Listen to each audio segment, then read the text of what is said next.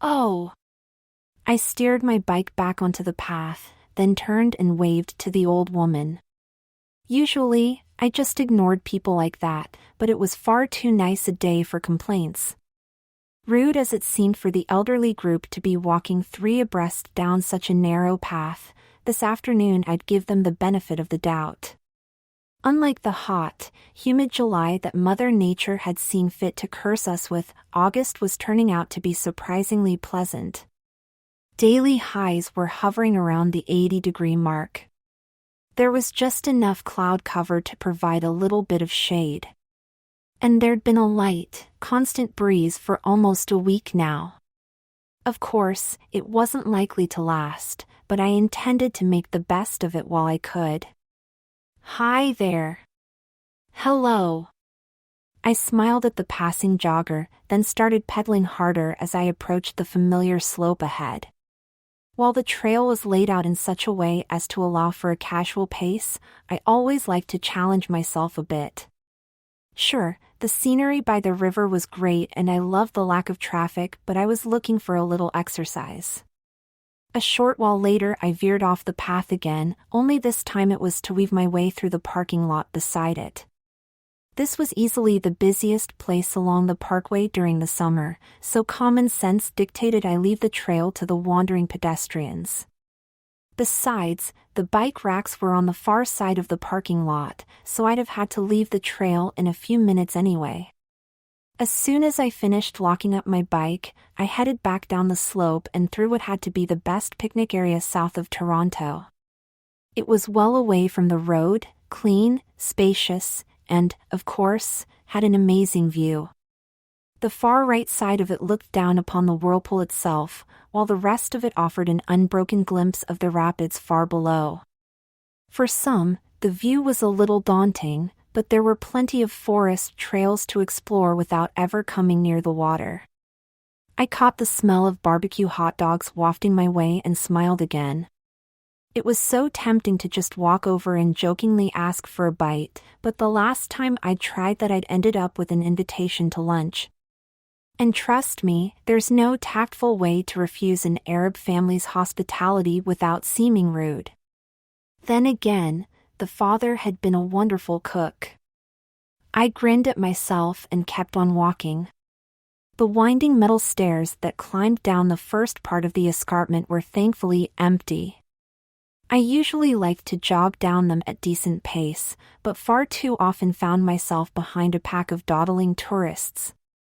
Whether they were nervous of the height or just gawking at the view, it only took a couple people to hold everyone else back.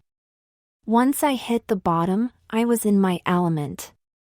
There were literally dozens of marked trails that snaked their way along the river, but as always I preferred to make my own. So, picking a gap in the trees at random, I squeezed through and started the lengthy journey down to the water's edge. If you really pushed yourself to carve a direct path down, the river was roughly a 15-minute hike away. However, if you just took your time wandering along like I usually did, it was easily a half-hour trek or more. Of course, that's assuming you wanted to go down at all. A straight hike to either the left or right could keep you busy for days. Ah, this is the life. Deep in the trees, away from the tourists, was like another world. It was almost like wandering through a storybook, which was part of the reason I enjoyed it so much. With no distractions and a world of inspiration around me, I was free to dream like nowhere else. It was a rare day indeed that I didn't come home with a few pages of fresh ideas scrawled in my little notebook. Before long the atmosphere was that of twilight, dark, still, and filled with the sounds of crickets. The only illumination came from thin shafts of sunlight that pierced through the centuries-old canopy of green high above. Strangely, though, the staccato passage between light and shadow sharpened everything around me, giving the world an almost surreal appearance. Hi! Startled out of my daydreaming, I stopped and looked behind me. It had sounded like a young boy calling me, but I was alone. There hadn't been anybody else on the makeshift trail, I was sure of it. The trees were so thick to my right, there was no way anybody could have seen me through them. And with a 3-ton glacial boulder to my left, well, that was out too. Hi. There it was again, but there was nobody around. This was just a little eerie. Bewildered, I decided to sit down and take a swallow from the bottle of Coke strapped over my shoulder. Who knows, maybe I was just dehydrated. Hey! Be careful, please. I swallowed awkwardly, then looked down and laughed. What else could I do? Apparently, I was sharing my rocky seat with a little fairy of some sort. He was about 4 inches tall, with wild black hair, and was dressed in a tiny gray robe that I swore had been cut from a squirrel. Why, hello there, little fella. I held out my finger towards him, then watched in surprise as he grabbed onto the end and hoisted himself onto my hand. The little guy was almost weightless, but I could feel him, which meant he really was there. Hi. His voice was soft and clear, but not shrill or piercing like I would have expected from someone so tiny. My name's Daff, he told me. What's yours? I grinned. Pleased to meet you, Daff. My name's Robert. He cocked his head to the side and stared, reminding me of an old man for some reason. Robert? He asked me. No, that's not right. I couldn't help it, I had to laugh. Really? And how would a fairy be knowing my name? This time it was Daffod's turn to laugh. I'm not a fairy, silly. Only mommies can be fairies. He stood up and poked a finger into his chest. I'm a pixie. Slowly, carefully, I raised him up for a better look. For the most part, he looked like a miniature human boy, but there were some striking differences. His skin was almost golden, and it seemed to glisten in the artificial twilight. His bright blue eyes were definitely oversized, and he had very high, very sharp cheekbones. My apologies, Daffod. I didn't know. Just then, a shrill scream cut through the woods. Rather than ringing in my ears, though, it penetrated right through my skull and echoed around inside. I flinched at the sound, but somehow managed to keep from dropping my little friend. I don't know how you found him, but get away from my child. Still fighting the effects of her screech, I looked up to see a second fairy streaking towards me. She was a full 6 inches tall, with fiery orange hair, the same golden flesh, and diaphanous wings of blue. She was also incredibly beautiful, but her snarl of rage didn't give me time to appreciate that. No! Don't hurt him, Mama! Please, he's my friend! The fairy snapped to a halt and hovered before my face, her wings flittering so fast they were a blur. But he's a man, darling. I told you to stay away from their kind. Daffod scurried up my arm and giggled. He's not a man, Mama. He perched himself on my shoulder, grabbing a strand of hair to steady himself. He's my friend. She stared at me for a long moment, then frowned. You know, he's right. You don't smell like a man. She floated closer, then frowned again. Very odd. I believed her. Maybe it was magic, maybe it was a sixth sense, or maybe it was just sheer coincidence. Then again, maybe the desire to share my secrets was so strong, any excuse would do. Regardless, I honestly felt like she could see the truth, so I explained. I don't know how, but you're right. I shifted backward and invited Daffod's mother to join us. Please, let me explain. For starters, my name is Robert. My little friend giggled. It's not. I am Debrunella. Go on. Thank you. I had expected to feel awkward or afraid, but it wasn't like that. For some reason, I sensed she was someone I could open up to. Well, I guess you could call me a transsexual, but I've never felt that was enough. You see, I was born male, and everyone treats me like a guy, but that's not who I am. Inside, where the real me is, I'm a woman. Brunella looked confused, but intrigued. It's hard to explain what it's like. It's not really something you know. It's more something you feel. Ever since I was a child, things just felt wrong. I never fit in with boys my age. I knew who I was supposed to be, what everyone else expected, but it wasn't me. If you could explain it with one sentence, the fairy asked, what would it be? I thought about it for a moment, then nodded softly to myself.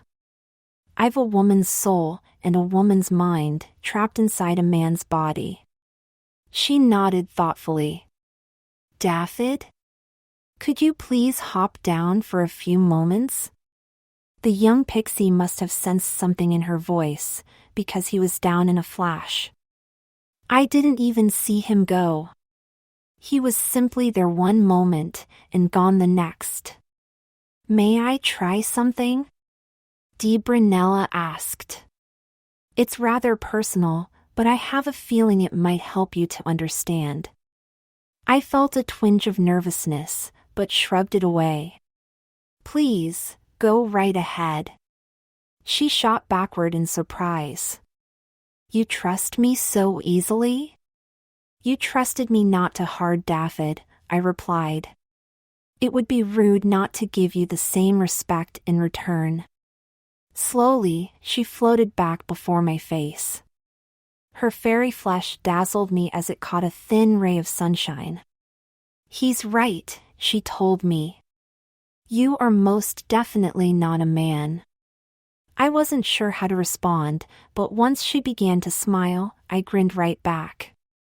She'd finally accepted me as a friend, and I was more than happy to do the same. With that accomplished, she floated closer and closer until she could gently straddle my nose. Her touch tickled me in a pleasant way, and the breeze from her wings was lovingly gentle. When she started to hum, it was the sweetest sound I'd ever heard. Oh my! She sounded shocked, and that bothered me more than I cared to admit. What? I asked. What is it? You have a fairy soul. Brunella shook her head, then kissed the tip of my nose. Please, may I look deeper? I nodded, and she began to hum again. It was a long while before she stopped. I think I need to sit down. You have quite a story inside you. Please, I offered, let me.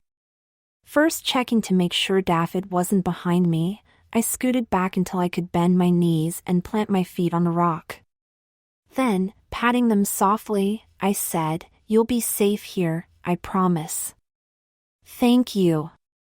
The instant she sat down, my pixie friend emerged from hiding to plant himself on the other knee. See, he grinned. I told you he wasn't a man. I told you he was my friend. Daff. Hush. Your friend and I have to talk. She turned her face up to me and paused. 3 times she started to open her mouth, and 3 times she just looked away. When she was ready, she began. What I'm about to tell you started with a fairy named Gwendolyn. Daff's eyes lit up. Pretty name. Daff. Please. Yes, Mama. The fairy continued. Gwendolyn was pregnant with her first child, but she was also dying. Fairies are at their most vulnerable when carrying a child, and some moral taint had crept into her flesh. So, frightened and confused, she left us to seek her end elsewhere. I could see that the idea of death really bothered Brunella, but I didn't want to interrupt. The suggestion that the stories might be true, that fairies really were immortal, was fascinating. Still, it clearly wasn't the time for such questions. Somewhere along the line, Gwendolyn accepted the mortal taint inside her. What she couldn't accept, however, was the idea of losing her child. Fairies do not give birth very often, and her child was to be the first in nearly a century for her family. It was a very difficult time for her. Almost too quiet for me to hear, Daff sighed. Sad lady. Yes. I agreed with him. Very sad. Daffod's mother continued as if we hadn't said a word. By the end, she was in rough shape. Her magic was all but gone. She'd lost her wings. She'd lost her shimmer. Tears in her eyes, Brunella said, animals, cats for Titania's sake could see her. My pixie friend and I both shuddered at the thought of what a cat could do to someone so tiny. That was when she found your mother. Your mother was nearly 8 months pregnant with you, and the birthing magic was very strong. So strong that Gwendolyn sensed it even in her weakened state. It was like a beacon to her, a chance to save the child she'd already feared lost. Her voice dropped to a whisper, but I had no problem hearing her words. With her dying breath, she placed the magic of her child inside your mother's womb. What happened next, Mama? I silently thanked Daffod for asking the question, as I was too entranced to speak myself. The magic was supposed to remain dormant inside you and your sons, if necessary, only to be released with the birth of your first female descendant. Gwendolyn knew the magic might remain trapped forever, but it was the only choice she had. Faced with the death of herself and her child, it was the best she could do. We remained silent for a very long time, mourning the sacrifice of a fairy who had clearly touched us all deeply. Even Daffod, my cheerful little friend, seemed withdrawn and sad. Finally, though, I had to ask. Brunella? You said the magic was supposed to remain dormant. Yes. But it didn't? No. So, you're saying I've a boy's mortal flesh, but the soul of a fairy inside me? That I really have 2 mothers, one mortal and one fairy? That I'm really not what everyone expects me to be? Despite the tragedy of Gwendolyn's story, I had to smile. That's actually quite a relief for me. Gently, almost timidly, she returned my smile. You're not angry? Not at all. I think it's wonderful not that she's dead, but that I'm helping to carry on her legacy. It's a wonderful responsibility. With that, Daffod hopped back onto my shoulder and giggled. Mama? Yes, darling? You can help him, can't you? He giggled again and nestled against my neck. I know you can, Mama. Brunella looked up at me and nodded softly. If you want me to, then I can help. There was no doubt in mind. After years of depression and confusion, here was a chance to finally be happy. No matter how bizarre and fantastic the story might seem the next morning, at that moment I believed and I trusted her implicitly. I nodded. Yes. Please. There are 2 ways that we can make things right. She floated up from my knee, her wings weaving transient works of art in the air.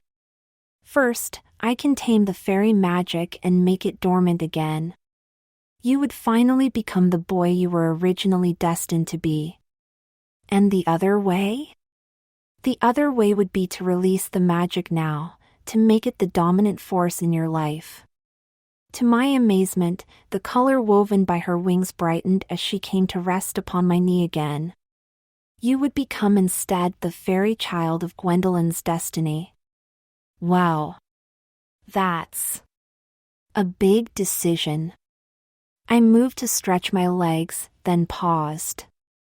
Would you mind if I got up for a moment? Might help me think. Of course. I waited for Brunella to climb back into the air, then gently regained my feet. Daff seemed determined to ride things out on my shoulder, so I paced the clearing slowly, not wanting to risk dropping him. You've offered me my dreams, I said, but it's not an easy decision. As much as I feel like a woman, as much as I've always felt the need to be a woman, I can't help but have doubts. I mean, what if I really was meant to be a boy? What if I could be happy that way? Frustrated, I sat back down. I just don't know. May I help you decide? Of course. She began to hum again, but this time the music made me swoon. Just as I thought I'd come crashing down, though, a shudder ran through my body and everything was okay. Actually, it was more than okay. I felt good. I felt whole for the first time in my life. And, from the way Daff was clapping his hands in delight, I obviously wasn't the only one who sensed it. Whoa. I looked across the clearing and gasped. You said it, Han. I looked back across the clearing and gasped again. There I was, staring at myself, but not at myself. I was one mother's son and another mother's daughter both at the same time. Two insubstantial souls floating in the forest, their wispy fingers almost but not quite melting where they touched. The part of me that was born of fairy spoke first. She apologized for the years of depression, taking full responsibility for my pain. Tears in her eyes, she didn't ask me to understand, only to forgive. Finally, her translucent body growing ever dimmer, she offered to sleep until her time should come. My other self shook his head and refused. He wouldn't blame me for something I had no control over. Neither would he watch my magic be snuffed out, simply because it had proven inconvenient. His mist-shrouded form already dissipating into the air, he asked that I let him fade instead. With matching smiles, we faded back into myself, once again leaving two souls to inhabit one body. There was but a brief moment of disorientation, and then we were back to normal. I was back to normal, whatever normal was. So? Brunella asked. Did your heart-to-heart provide any insights? I nodded. It did, my lady. It did at that. Well? Daff asked. You can tell me, really. Friends always share secrets. That's a forever thing. I joined him in a laugh. If I hadn't already made up my mind, then his innocence honestly would have done it for me. As it was, I knew I was making the right decision. You know, I whispered, I really think I could be happy either way. He screwed up his little pixie nose and frowned. What kind of answer is that? The last one that Robert will ever give, I smiled. Leaving him to guess the rest, I held out my palm and invited his mother to rest a moment. While I might very well have been happy as a man, that would mean wasting the gift that my mothers have bestowed upon me. The world has more than its fair share of men, just as it has more than its fair share of mortals. What it can always use is a little more magic. Both Daff and Brunella nodded. I must warn you that not even I know what will happen once the magic is given free rein, she said. You might end up a mortal woman with tiny wings, a wrinkled old witch, or even a glitter-skinned pygmy. Despite the weight of her warning, though, she smiled. Whichever it is, you will be free. Whichever it is, I thank you. Your mother would be proud. Entranced by the strange reflection staring back at me from the rippling waters, I nodded softly. I stood slightly less than 6 inches tall, with brilliant green eyes and luxurious curls of violet cascading down past my waist. My skin was a more subtle shade of gold than Daffod's, and lacked much of Deebrinella's glitter, but my wings. They were a translucent blue, nearly half again as large as those of my fairy benefactress. Yes, very proud. A slight catch in her voice, Deebrinella said, "You look just like her." I understood now why she had seen so clearly inside me. Her instincts. Her insights. All the things she knew about my mother, it all made sense now. Reluctantly, I turned away from my reflection and took her delicate hands in mine. To my surprise, she was trembling. "You loved her very much, didn't you?" She nodded. "Yes. Gwendolyn was special to me." It wasn't easy watching her go. We stood there for a long moment, surrounded by an almost supernatural stillness. The birds had silenced themselves, the wind had gently died away, and even the roaring rapids seemed to be constraining themselves to a whisper. If nature truly possessed a soul of its own, then it seemed to be mourning along with us. "Deebrinella?" "Yes, dear?" I took a deep breath and swallowed. I was sad for a very long time, and never really knew how to stop being sad. Nobody ever offered me the chance to open up. There was never really anybody there to see inside me like you did. I don't want to start out like that again. I gripped her hands a little more firmly. Can you teach me how to love?" No sooner had the words left my mouth, and Daffod was hugging me tight. His little arms were wrapped around my waist, and his head was nestled gently beneath my breasts. "You're the most prettiest friend I've ever had," he told me. "You're as pretty as Mama." His mother smiled, the tears in her eyes matching my own. "It looks like you're doing quite well on your own." She hoisted the cheerful little pixie into her arms, then stepped forward to include me in the embrace. "But yes, I'd like that very much." For the first time in my life, I returned someone else's love without worrying over what the future might bring. I even risked initiating a kiss, which she returned with an affection that tasted more of passion than I had ever known. Finally, with Daffod clambering into my arms, we took to the air and flittered our way home.